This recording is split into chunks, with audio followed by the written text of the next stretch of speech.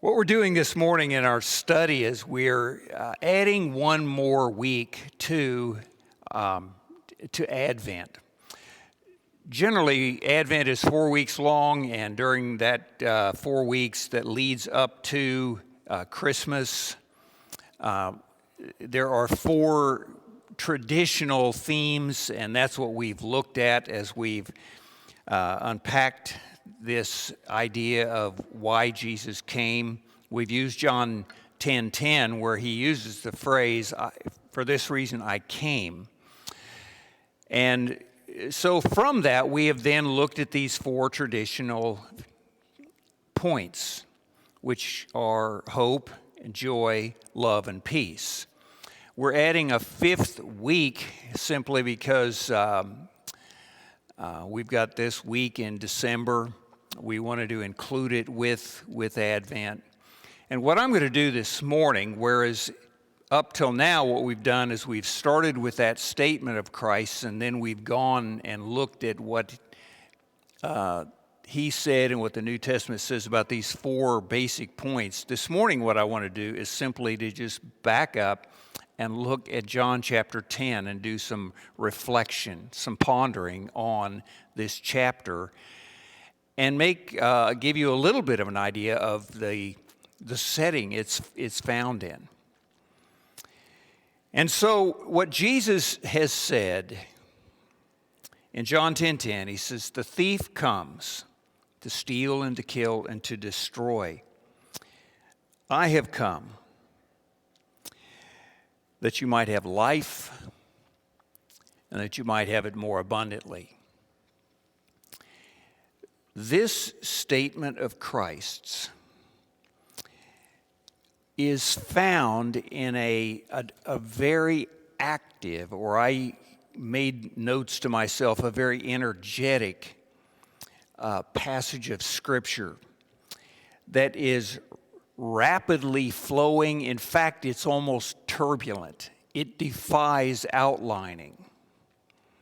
It's dense.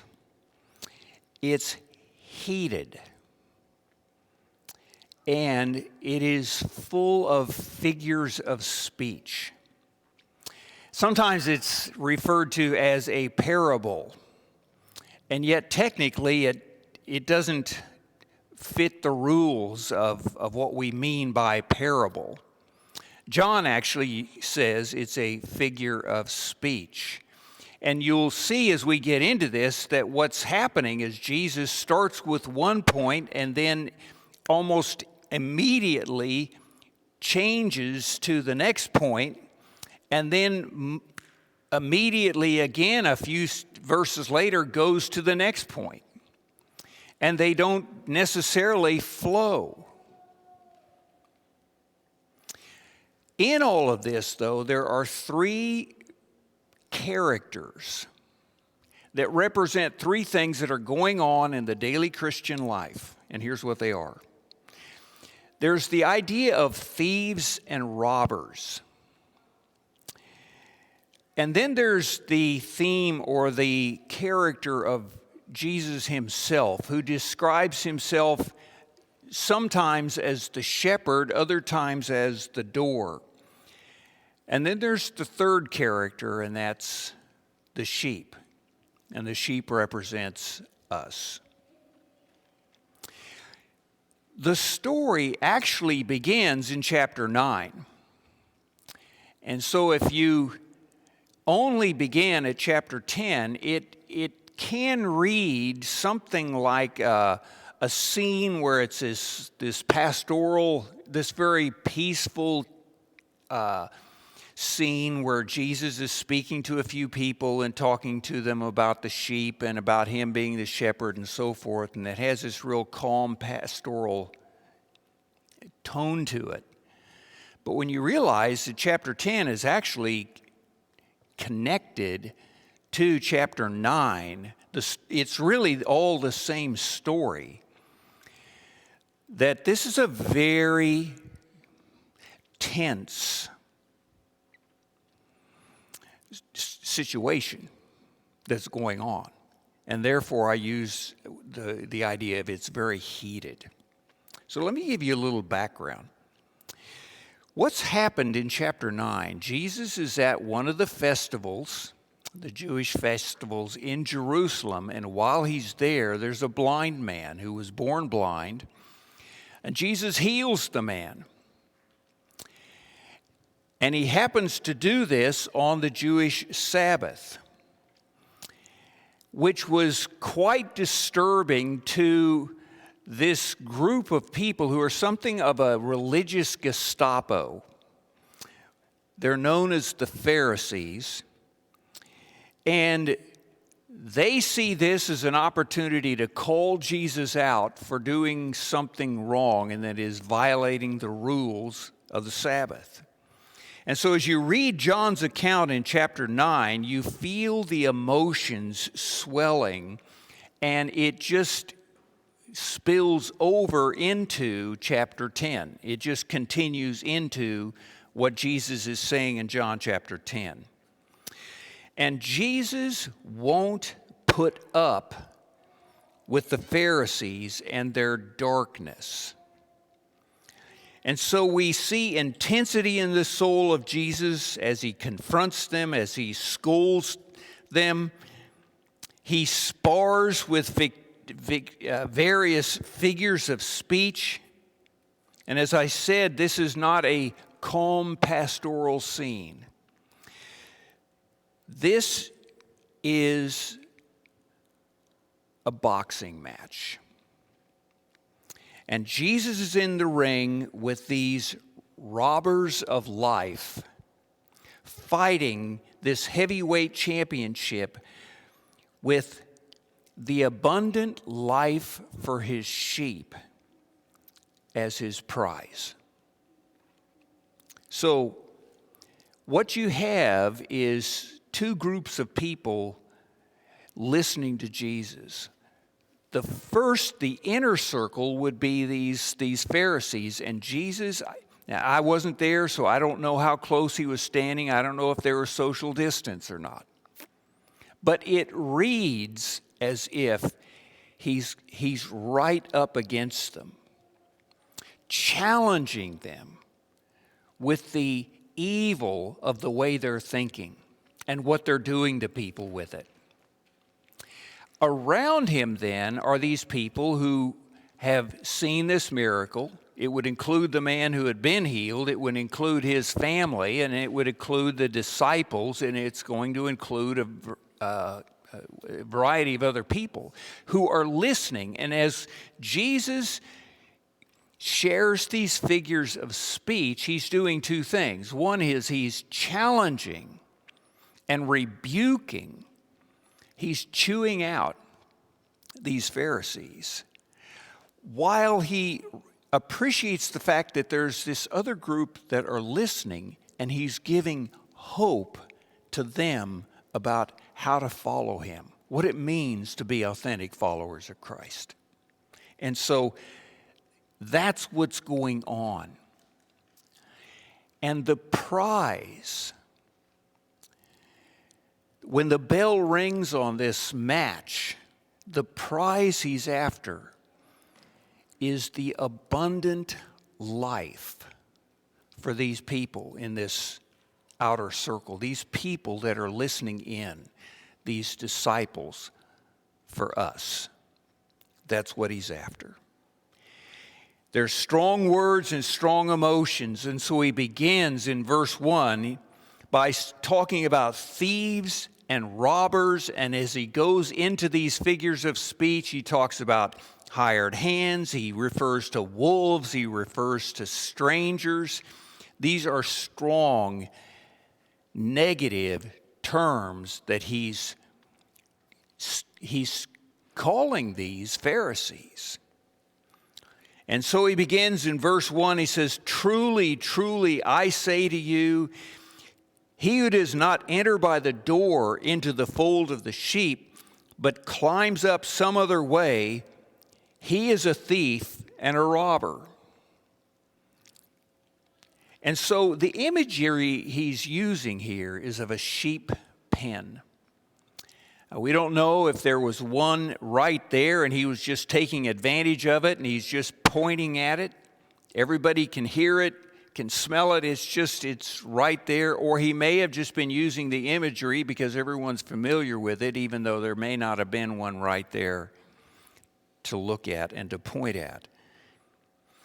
But the sheep pen, every evening, the shepherds would bring their sheep in for the night. And the sheep pen was large enough to hold several flocks. During the night, inevitably, there would be thieves and robbers. Now, he's just using these two words to talk about what's going on when the minds of people are being influenced by false ideas. But it's significant that the idea of the thief is a very subtle thing. The thief sneaks in. The robber is a boisterous, almost a loud term. He just shows up and grabs and causes disturbance.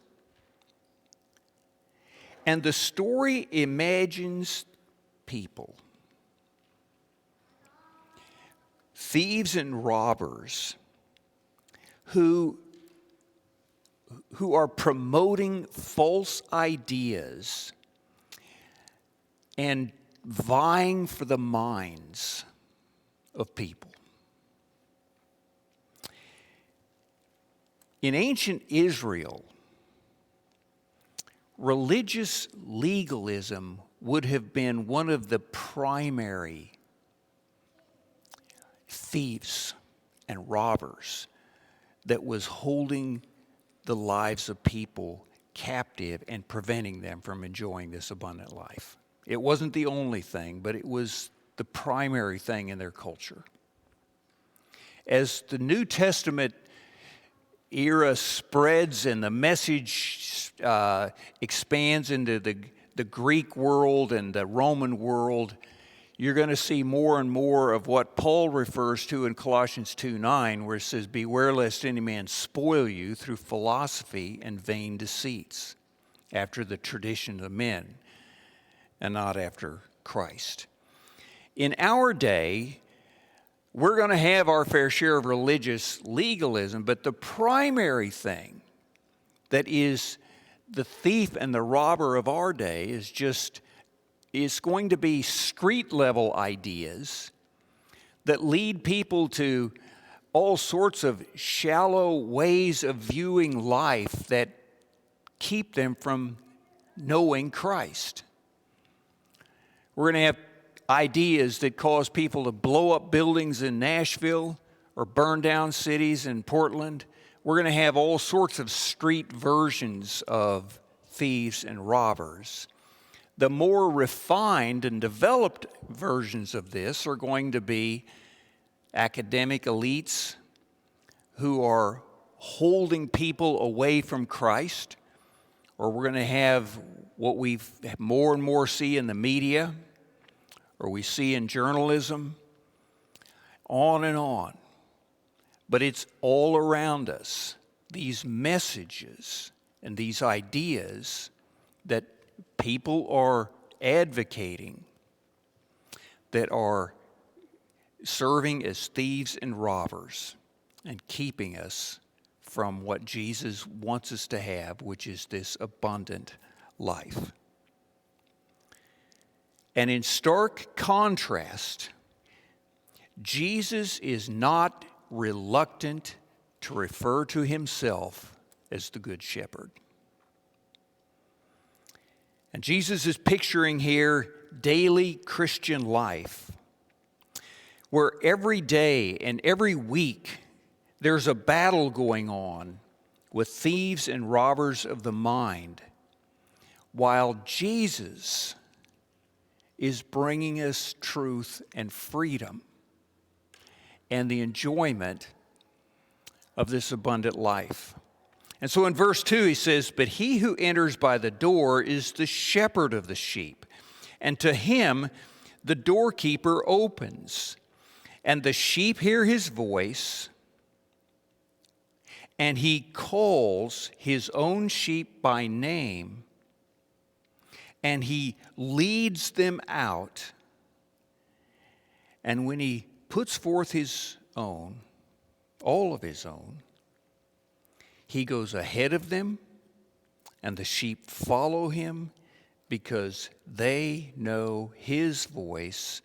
And verse 5, he says, a stranger they simply will not follow, but will flee from him because they do not know the voice of strangers. And as I've been reflecting on this for my own journey, as I've been thinking about the coming year, and I've asked myself, how do I take these words and apply them to my own life? I thought, what if as a general pattern, before I ever get out of bed, in those first few moments of my day as I wake up, I just pause and I remind myself that today, amid all that the thieves and the robbers are trying to do around me, Jesus is calling me today. I hear his voice today. He's leading me out to live and to enjoy abundant pasture today. He's going ahead of me today. I follow him today, and I'm going to know his voice. And that as I do hear the voice of strangers, of these thieves and robbers, that I would flee those lies, that I would refuse to give in to those things and to buy into that, and to just take some time before my feet ever hit the floor and to just meditate on the reality that that's what Jesus has described here as how the daily Christian life works. We walk with him.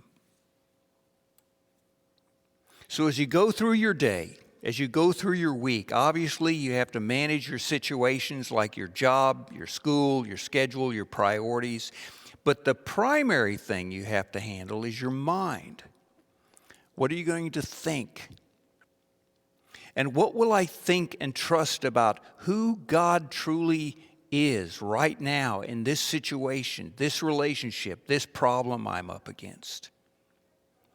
And what will I think and believe about how I respond to the thieves and robbers whose false voices and lives are calling out to me, that influence how I make decisions, where I will allow my emotions to pasture, and what worldviews I will comply with? Will I listen to strangers today, or will I set my mind on Jesus, on his words, his character, his presence, his leading? Just a few chapters before what we're studying this morning, I assume it would have been just a few months, Jesus has said in John chapter 8, verse 32, he says, if you abide in my words, you are truly disciples of mine, and you will know the truth. And the truth will make you free. The truth is going to allow us to live this life of pasture. It's going to allow us to deal with these circumstances.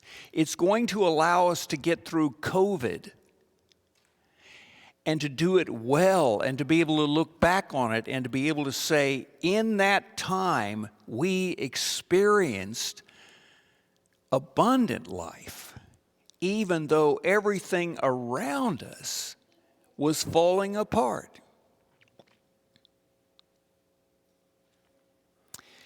Now, as Jesus was saying this, as I've tried to describe what's happening here, this is a tense confrontation. Jesus is not seated with an audience listening to him. He's got some Pharisees and he's in their face. And as he's saying these things, there's some real confusion. And in verse 6 it says, this figure of speech Jesus spoke to them, but they did not understand what these things were which he was saying to them. And apparently, as I take it, the pronoun they refers to the Pharisees. And Jesus makes a sharp change in his figure of speech. I take this rapid movement back and forth between, in these analogies, I take it as this intense spirit of Christ that brings with it an emotion, a righteous indignation towards the lies, these thieves and robbers. And so he doesn't just have this smooth parable that just flows on and on and on and has a natural conclusion to it. He starts with one thing and then he shifts to the next thing, and you can feel the intensity as he's in the ring, sparring for victory for us so that we can have eternal life and that we can have abundant life. And he says, truly, truly, and that phrase, truly, truly, is emphatic. It's strong whenever you see that. It doesn't carry the same emotion everywhere, but here he is being very emphatic with these liars. And he's saying, I know how to give people abundant life. Now, listen to me. Verse 8, he continues, and he's now talking not about himself as a shepherd, but himself as being a door. And he says, all who come before me are thieves and robbers, but the sheep did not hear them. Come before me may mean people who preceded him in time, people who came in a prior time to him. Or, and I think this is a better reading of the idea of before me, it may mean those who promote themselves as being right while denying Jesus as the ultimate authority. And so he's saying those people that put themselves before me, or those people that put themselves above me. And in verse 9 he says, I am the door. And if anyone enters through me, he will be saved and will go out and find pasture. This phrase, I am the door, essentially is saying the same thing that he's going to say a few weeks or months later, and it's recorded in John 14:6, where Jesus said, I am the way and the truth and the life. No man comes to me, or no man comes to the Father but through me. And this idea of Jesus being the door, what he's saying, he's opening up life to us so that we can know the Father. That every day, every week, Jesus is opening up that way to us. And so he says, as we've been saying over and over this Advent season, in verse 10, the thief comes only to steal and to kill and to destroy, but I came that they may have life and they may have it abundantly. Jesus is not saying that I came that you might have all the things that you crave, or that all the circumstances and situations you're in are going to be easy and comfortable. When he talks about abundant life, he is not talking about health and wealth. But what he is saying is that in a world that is dominated by what the thieves and the robbers are doing, I'm going to give you all that you need in those strenuous, challenging, stretching situations, that you will have the life you need, and you will have it abundantly. Or those virtues that we've been emphasizing in Advent. When you need hope, it's yours abundantly. When you need joy, it's there available to you abundantly. When you need love, when everything in you is wanting to be bitter, when you need love and forgiveness, it's available to you. And when you need peace, it's available to you.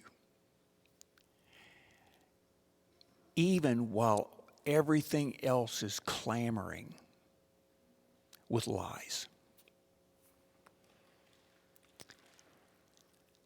Then it's almost as if there's a jerk in the story. He shifts from being door, and now he goes back to being shepherd, but he emphasizes the fact that he is the good shepherd. In verse 11, as he scolds these Pharisees, and as the rest of the crowd is listening in and finding hope, he says, I am the good shepherd, and the good shepherd lays down his life for the sheep. Good is not the idea of nice or mild or tender. Good is the idea of sound, solid, powerful, vigorous, excellent, heroic. And the test of the good shepherd is that he lays down his life for the sheep. Verse 12 goes on and says, he who is a hired man and not a shepherd, who is not the owner of the sheep, sees the wolf coming and leaves the sheep and flees, and the wolf snatches them and scatters them.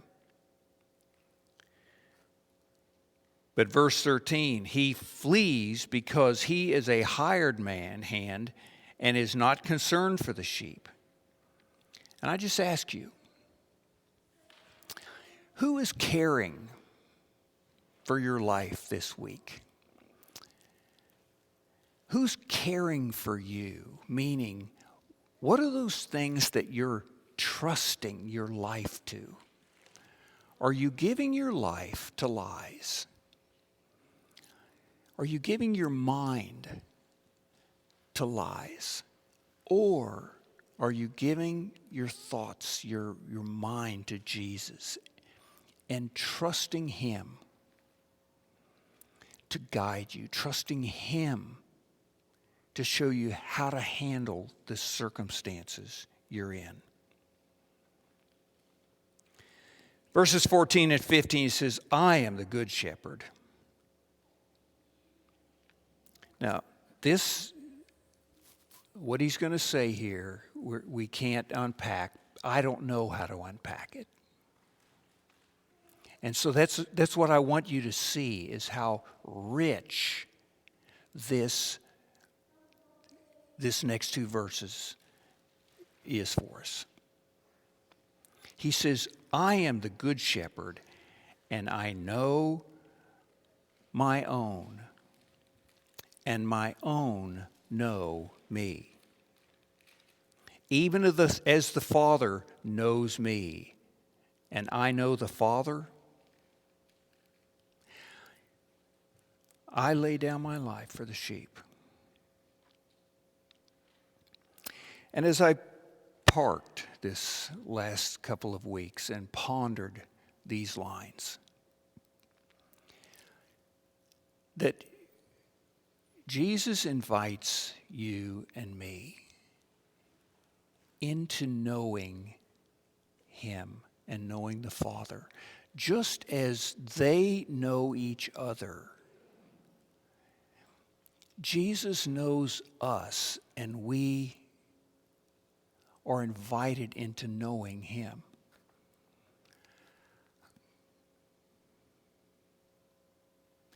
I've tasted that, but I'm looking forward to heaven where I dine on that.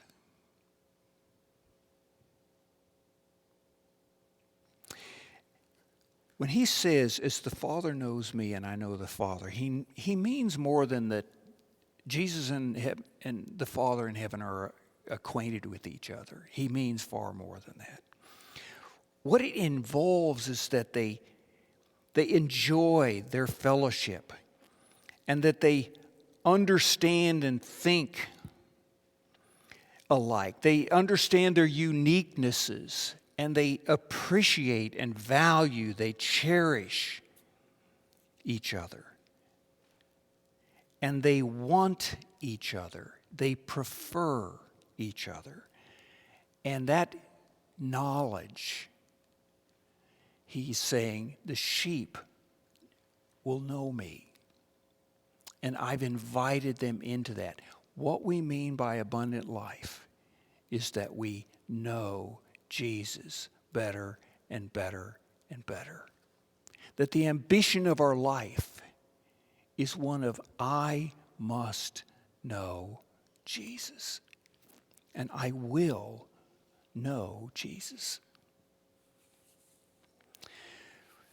I made a note to myself that Wednesday, I just took a long walk down at the university where I had the world to myself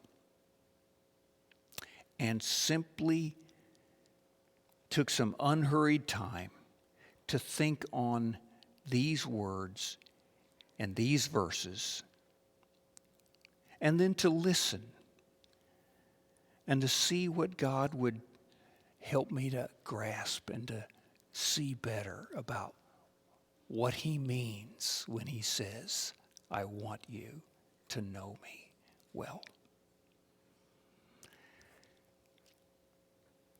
Make that a rhythm in your life, that from time to time you just pause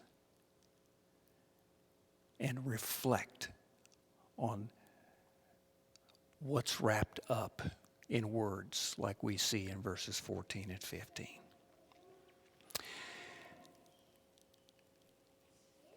I'll read verses 16 through 18. We won't have time to really dwell on them, but Jesus says, I have other sheep. And there I take it and others take it that he's talking here about the Gentiles. He's talking about you and me. I have other sheep which are not of this fold, and I must bring them also, and they will hear my voice, and they will become one flock with one shepherd. And for this reason, the Father loves me, because I lay down my life so that I may take it up again. No one has taken it away from me. I lay it down on my own initiative, and I have authority to lay it down, and I have authority to take it up again. This commandment I received from my Father.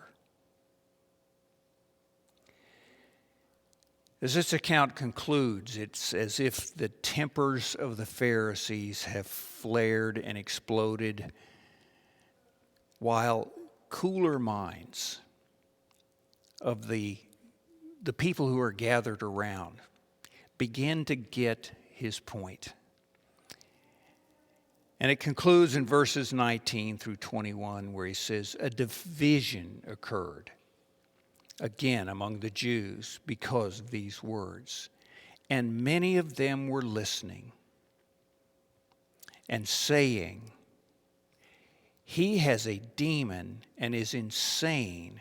Why do you listen to him? There aren't many things the Pharisees are going to say that are profound. But there is something profound about this question. Why do you listen to him? Some of the people in the crowd answered and said, well, these are not the sayings of one demon-possessed. A demon can't open the eyes of a blind man, can he? Let me ask myself, and let me ask you, though, why do you listen to Jesus? Here's why I do. I listen to him because the historical record shows that he rose from the dead after laying down his life for me on a Roman cross, and that he is alive today. And as I've trusted him, he lives in me through the ministry of the Holy Spirit, and he knows how to give me abundant life. And I would just ask you, how will you, or who will you listen to this year? Will you be listening to the thieves and the robbers? Or will you listen for the voice of Jesus in his word and in his gospel and follow him and enjoy abundant life? Let me pray. Jesus, we want to know you, and we want to be known by you.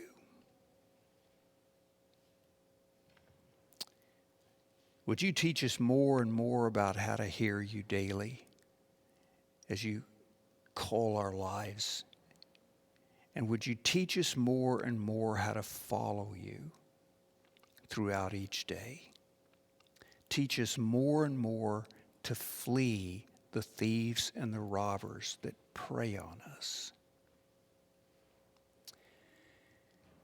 And Jesus, would you begin with me? Amen.